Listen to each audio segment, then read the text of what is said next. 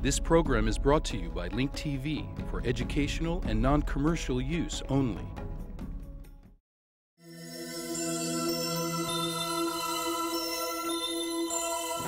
Mosaic, a daily news program from Link TV, presents a selection of news reports from independent and state-controlled broadcasters from throughout the Middle East.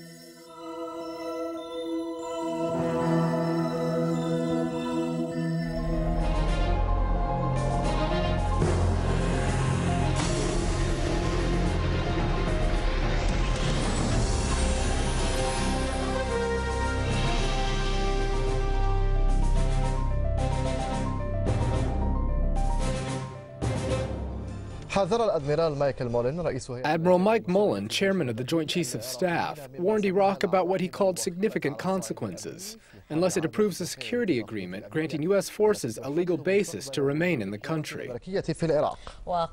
Mullen said that time is running out because the UN authorization for the U.S. forces to stay in Iraq is about to expire by the end of this year. The time has started to run out for the presence of American forces in Iraq as the UN authorization is about to expire by the end of the year. Admiral Mike Mullen, chairman of the Joint Chiefs of Staff, warned about what he called significant consequence if the security agreement is not signed. Mullen said that the Iraqi forces will not be ready to take over the security responsibilities, and therefore Iraq will endure heavy losses if the security agreement is rejected. The American warning coincided with intensive negotiations in Iraq to find common grounds. Perhaps the first meeting was within the high-level Political Council for National Security, which discussed the security agreement draft but failed to reach a clear position. Instead, they threw the ball in the Prime Minister's lap. The Prime Minister will study the security agreement draft on Tuesday and will decide whether to present it to the Parliament. He will study the last version of the security agreement draft that was presented to him by the American administration, and he will deal with it just like any other draft law. The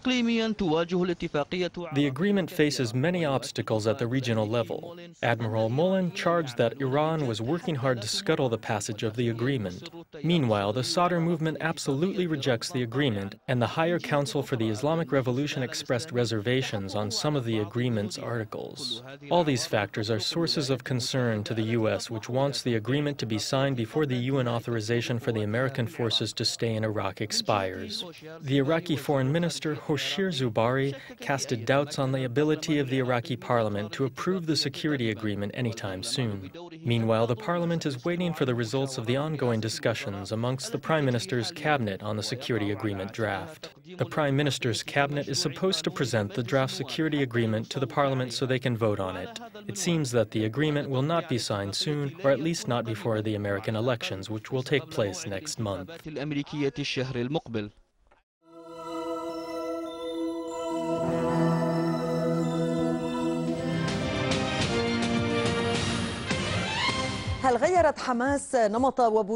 Hamas change its model and conditions for dealing with the Gilad Shalit file?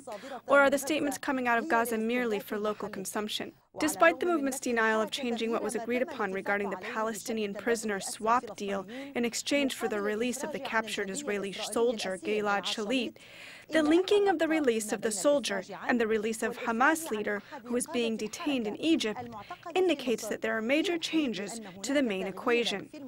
That is the entrance of Egypt and not Israel into the circle of the negotiations. The Palestinian resistance forces confirmed that they are ready for any option after the cooling off period ends because the Israeli occupation is not complying with its conditions and obligations. This means that renewing the cooling off period will be impossible. They believe that this situation requires a consensus decision by all the Palestinian resistance factions. The factions indicated that they have the right to continue their operations and resistance if the cooling off period ends, clarifying that the Palestinian sides must not accept the cooling off period while Israel is not complying with any of its conditions. 6 months after the cooling off period went into effect, we found out that the Palestinians have not gained anything from it. Meanwhile, the Israeli side has gained the most. The Palestinians must re-evaluate the 4 months cooling off period. Then they must come out with a decision that gives them a greater momentum.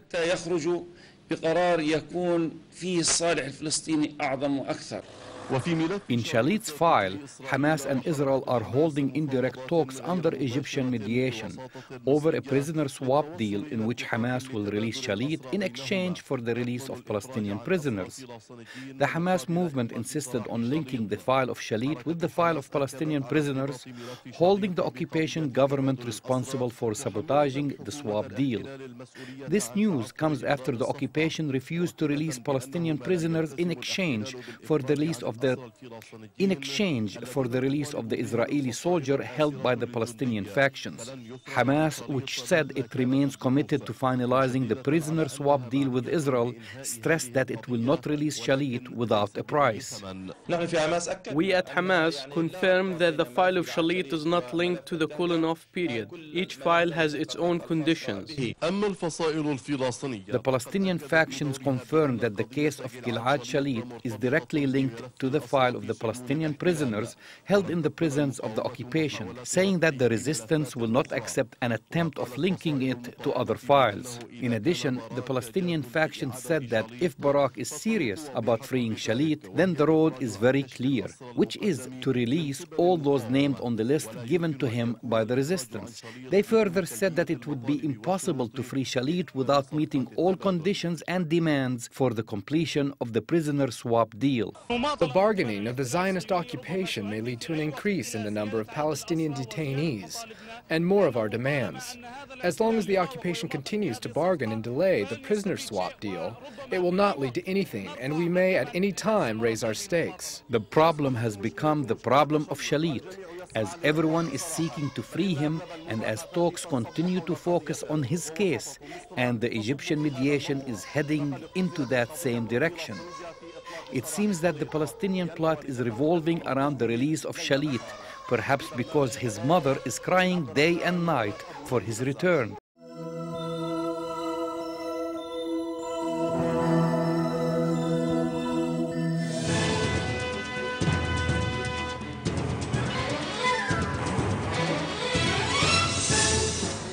The humanitarian conditions in the Palestinian territories continue to deteriorate, especially in the Gaza Strip as a result of the unjust Israeli siege. The United Nations Relief and Works Agency is warning that the poverty rate will increase in the Strip to unprecedented heights. It describes the siege as collective punishment. The people in Gaza are poorer than poor, below zero. It's because of the siege. There is no gasoline, there is no gas. They cut off the water and they cut off the electricity. If it wasn't for this aid, people would be dead. It is not poverty, it is below poverty. This is the result of the catastrophic and destructive siege of various sectors. It has begun to weigh heavy on the collective suffering of the Palestinians who already live under occupation. There are unprecedented rates of poverty and unemployment. A report by the Popular Committee to Confront the Siege confirmed that more than 80% of people in the Gaza Strip are living under the poverty line. The reason for this is that 43% of the private sector entities have completely stopped. More than 55% of the remaining entities reduced their commercial activities by more than 75%. Also, more than 97% of manufacturing plants have been closed, and none of their products have been exported. The situation has added more than 35,500 workers in this sector to the ranks of the unemployed. As a result of the siege, all plants that manufacture building materials have stopped, as well as all development projects, including UN programs. The International Aid Agency was also forced to stop its Employment Opportunity Program, which was valued at $93 million. Building projects for hospitals and universities have also stopped. People do not need added miserable and catastrophic conditions. We do not want anything except to open the crossings permanently to facilitate the export of commercial goods and the import of aid. It's as simple as that. As for the agricultural sector, it sustained huge losses because farmers have not been able to export their crops during the past months of siege. This loss is estimated to be $67 million. The report by the Popular Committee to Confront the Siege confirmed that the occupation's restriction on fishing activities in the Gaza Strip has resulted in more than 3,000 workers losing their jobs and a monthly economic loss of an estimated $3 million. This is in addition to the environmental and health catastrophes. The report warned that the health conditions in the Strip would deteriorate, noting the report of the Ministry of Health, which addressed the huge shortage of many basic medicines with more than 160 classifications. Meanwhile, more than 90 pieces of medical equipment have stopped functioning for lack of replacement parts.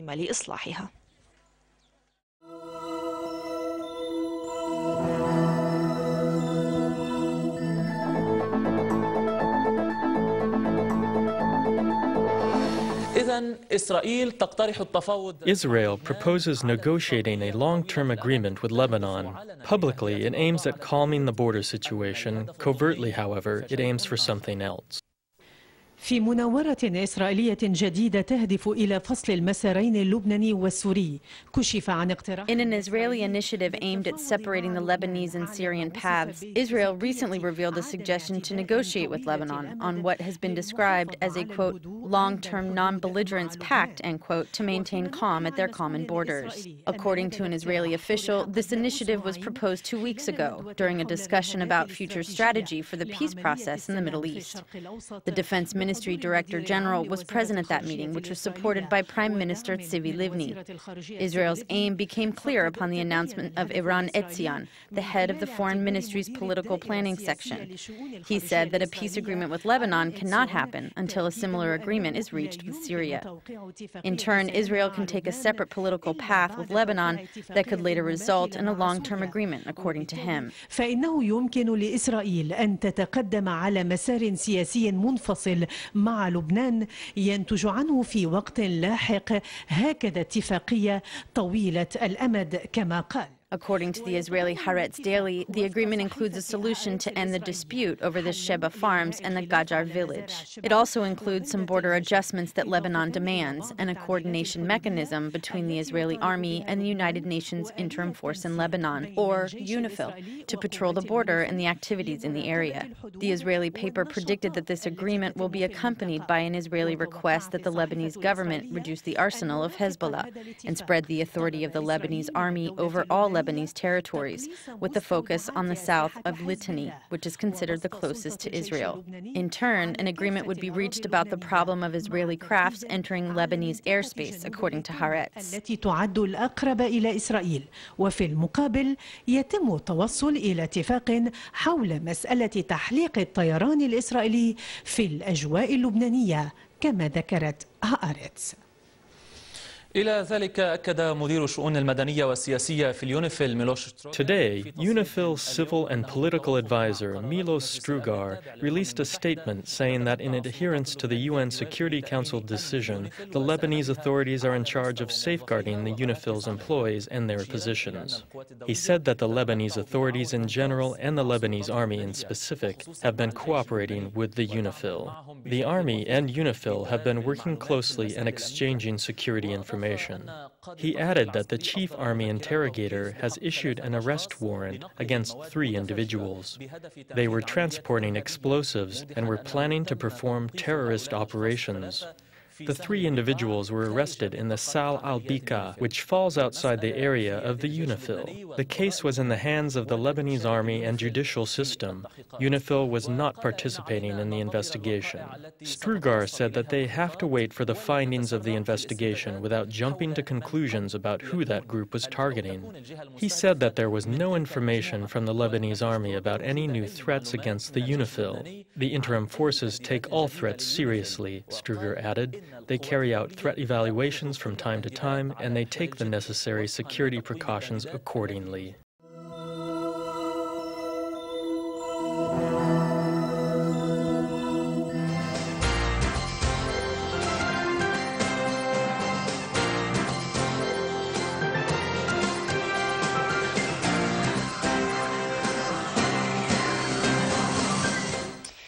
Egypt has invited Hezbollah chief Sheikh Hassan Nassrallah to formally visit Cairo. According to a report in the Lebanese Al Akhbar newspaper, the trip is intended before the end of 2008. It is unclear whether Nasrallah will personally travel to Egypt or dispatch his deputy, Mohammed Finesh, a Hezbollah member of the Lebanese parliament.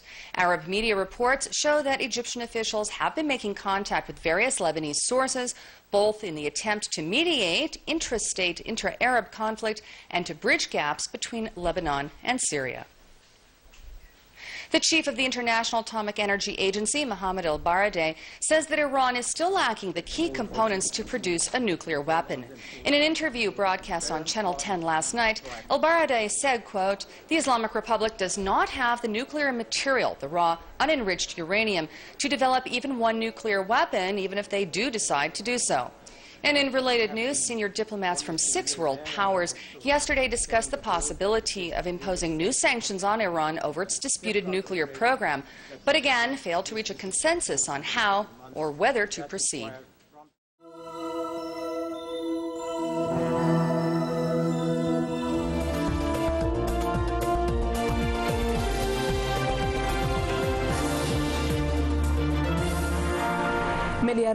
Billions of dollars will collide head-on with a wall of fortified poverty, where nearly 70 million Pakistanis, mostly undereducated, have been left in the dark due to the global financial crisis. They are unaware of what has hit them, but they know that their living situation is turning from bad to worse. Fahima Mazani reports. From these narrow alleys of Karachi, poverty has taken a title for itself, preying on vulnerable citizens who don't understand the meaning of economy and are unaware of the current crisis. However, all these people know is that they have a hungry mouth to feed.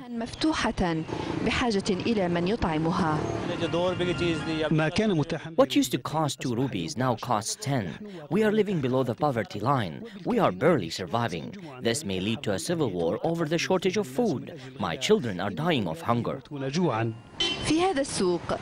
In this market, only a few people are buying, and the only popular commodity here is a dire need that can't be fulfilled by eating or drinking.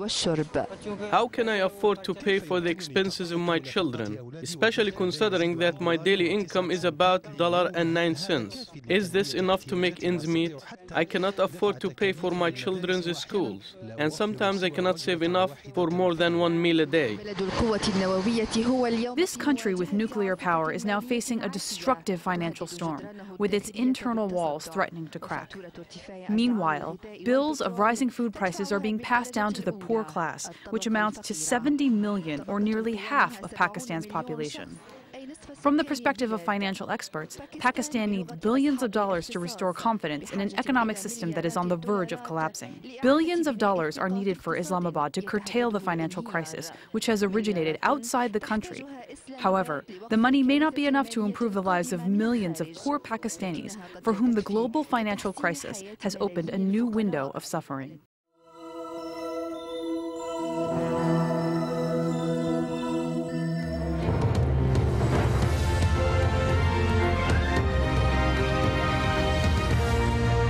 It's been seen as an important step aimed at easing decades of tension between India and Pakistan. 3 wars have been fought over the disputed territory of Kashmir.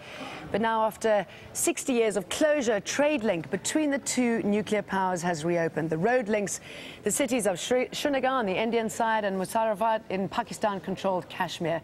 Matt McClure has sent this report. Kashmir's world-famous apples being loaded now for an historic journey across the line of control between India and Pakistan, the first such trip in over 60 years. The trading community across the border are really happy, says this fruit grower. We believe this would end the hatred between both the countries. Just 2 months ago, Indian Kashmir was threatening to boil over. Srinagar's streets were the scenes of frequent clashes between police and protesters, hurling stones and insults to express their anger that the only land route out of the Kashmir Valley to the rest of India was being blocked by Hindus. They were upset this land near one of their sacred shrines would not be handed over for use by pilgrims, as the government had originally promised. The valley's bounty was rotting in orchards because farmers couldn't get their fruit to market. Shortages of petrol and other essentials made for long lineups, short tempers, and calls for change. It is an eye-opener for us. We must strive, rather we must strike for the other paths, other routes. Tens of thousands eventually took to the streets and tried to cross the line of control into Pakistan, along a traditional trade route that had been closed since partition. A route between India and Pakistan that's now being reopened, albeit slightly and symbolically, in the hopes it will ease tensions ahead of state elections in Indian Kashmir in December, and help these two nuclear rivals progress along the bumpy road towards peace. There was similar fanfare 3 years ago when India and Pakistan launched a bus service across their disputed border. Since then, the bus has only operated intermittently. Just 9,000 passengers have made the journey. A peace initiative that soon became a victim of the mistrust that lingers from wars the two countries have fought over Kashmir. Matt McClure, Al Jazeera, Delhi.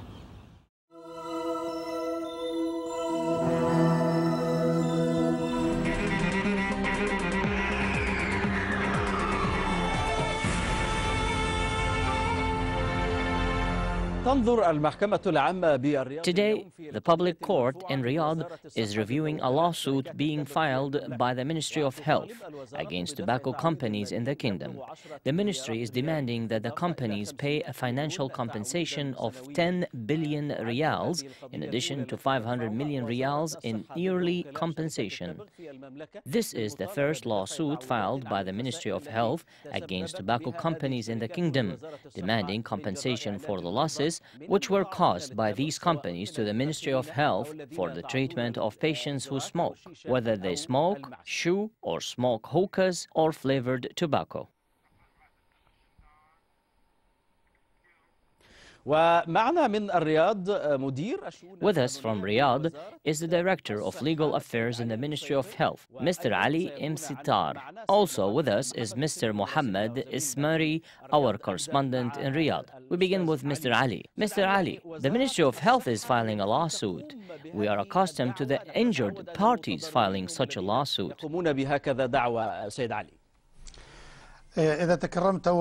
Yes, thank you. First of all, my name is Ibrahim. We are very sorry about that. Forgive us. Yes. Secondly, to clarify something about the numbers, the amount of 10 billion riyals was the number we requested in the beginning. But now we have progressed and are requesting 127 billion riyals, which equals 33 billion US dollars. Okay, to correct this number, it is not 10 billion, but 127 billion riyals. Go ahead. Yes, 33 billion US dollars. Yes. Now, about the ministry. Does the ministry have the legal standing to sue the tobacco companies, or must the injured parties or the citizens be the ones to sue? Actually, we're all harmed, the citizen and the ministry. The ministry is indirectly harmed by smoking. No doubt it affects the ministry. At the Ministry of Health, 60% of our health services in the Kingdom of Saudi Arabia are free. Smokers and second-hand smokers, all of them go to the ministry to be treated.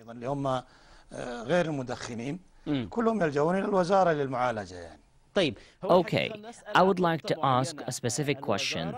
The ministry filed a lawsuit in the public court of Riyadh against these companies. What were the reactions of these companies?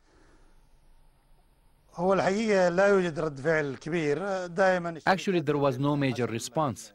According to what we know about tobacco companies' conduct with the courts, they are usually negative, and they take a lot of time to think and move forward. In the previous first hearing, they were not present.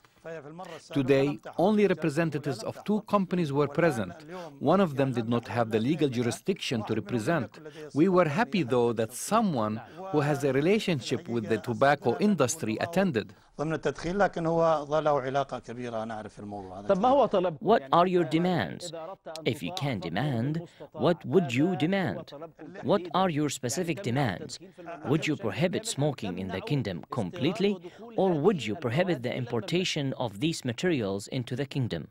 Of course, prohibition would require other legal measures.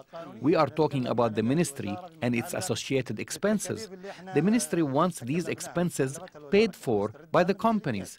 The companies are making unimaginable profits from tobacco. However, the issue of whether to prohibit smoking or not, this is not our issue.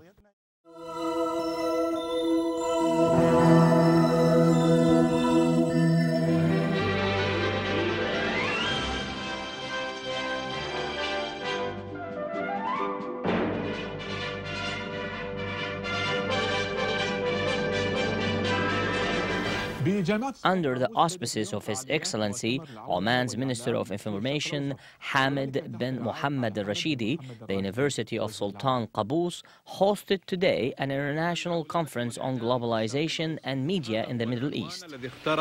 Under the title Globalization and Media in the Middle East, Global Union Media held today its annual summit at the University of Sultan Qaboos, which enjoys a prestigious educational position around the world.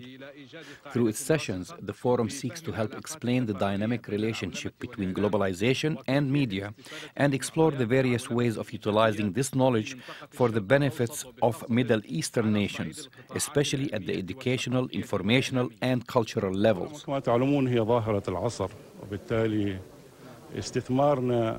As you all know, globalization is the new world's dynamic force. Therefore, we must tackle it at the maximum level. We must be part of this globalization movement, especially considering that the Middle East region is the place where divine revelations and heavenly messages were introduced, and also where scientific, academic, and cultural civilizations were launched. I firmly believe that we must take advantage of all aspects of the globalization trend. We must also compete to become an active partner in the globalization movement, as opposed to becoming only the recipient of its productivity.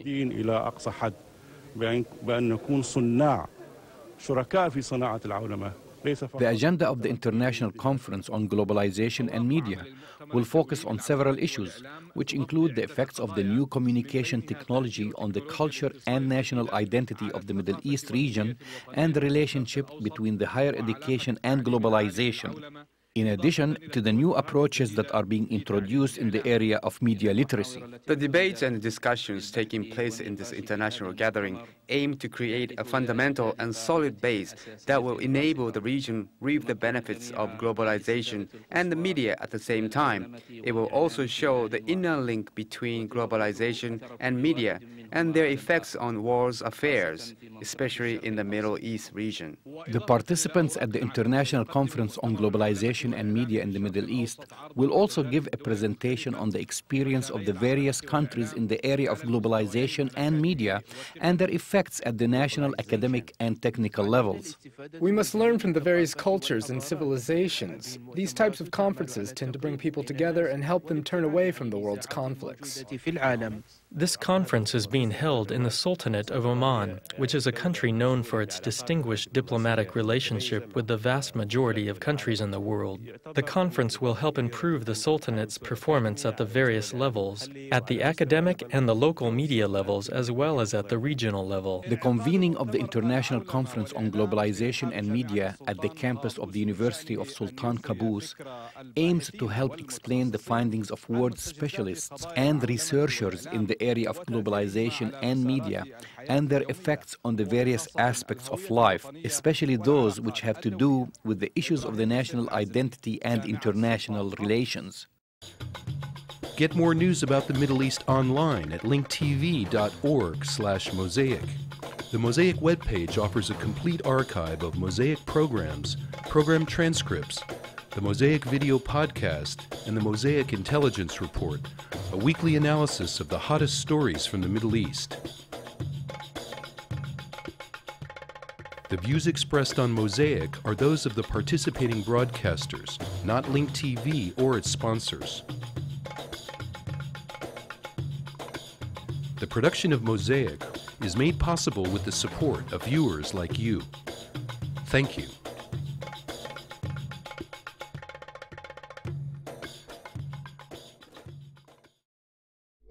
This program was brought to you by Link TV for educational and non-commercial use only. Link TV is the only U.S. television network devoted to global and national news, with uncompromising documentaries and diverse cultural programs. Programs which connect you to the world.